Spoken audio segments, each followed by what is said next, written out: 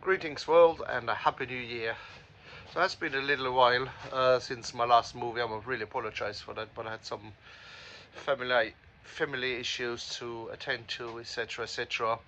And yeah, things comes into your life which was not planned. Now I'm back. Good plans for this year.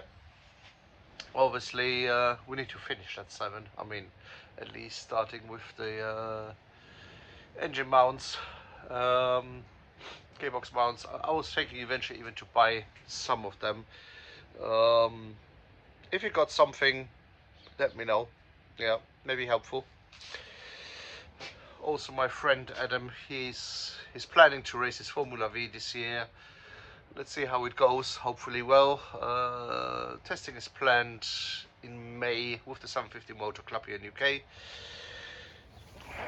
On a different note, I've upgraded a little bit my machine.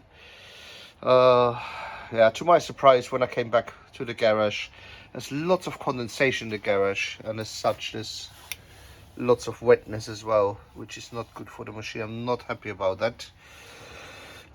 Yeah, I've installed a new tumbler gear. So what it does, basically, as you can see, the cross light is not moving now. Now if engage the clutch, moving in one direction.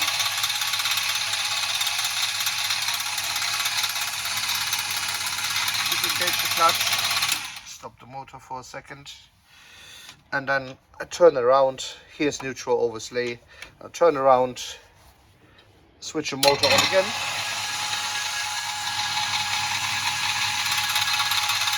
and now the cross line is moving in the other direction.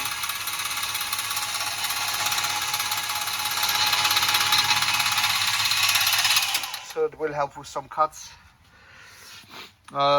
Yeah, as I said, there's still work to do. I got here the clutch for the belt, which I want to install as well at some point, because the old one has been worn out, has done its life really.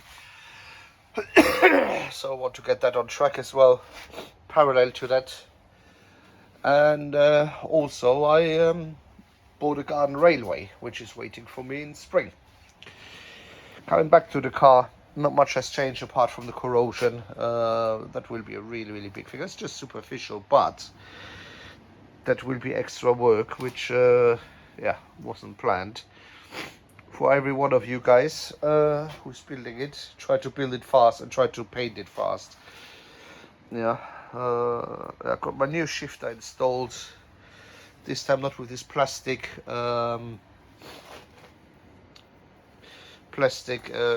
surrounding, which hopefully lasts much longer. That one has a proper metal surrounding, so should last longer, hopefully in long term. It won't destroy the aluminium housing. Time will tell. Has been used in escorts, cortinas for a while. Here also can see has lots of condensation. That's not good. That's really not good. So again, if someone has an idea how to damp proof the garage, would be much appreciated. Going forward then to the workbench. Here's my heater, which came from a caterum that needs to be installed as well at some point. Now, that's a so-called tumbler gear on the lathe. As you can see here, there was one gear missing when I bought the lathe, and it would not go in reverse. So now I got both. It was really cheap for this method. It was just £15, so that was alright. And yeah, changed it. So yeah. We'll see how it goes for the next couple of weeks. Got some more parts. Obviously, as mentioned, I got the seats. I got now also a boot liner for the boot, which I have to make to fit. So that comes from a Westfield. However, Westfield doesn't fit 100%. So quite likely I have to cut it, widen it. But because again it was cheap, it's alright. Cost me more material if I would have done it out of aluminium. Nothing bad there. And then yeah,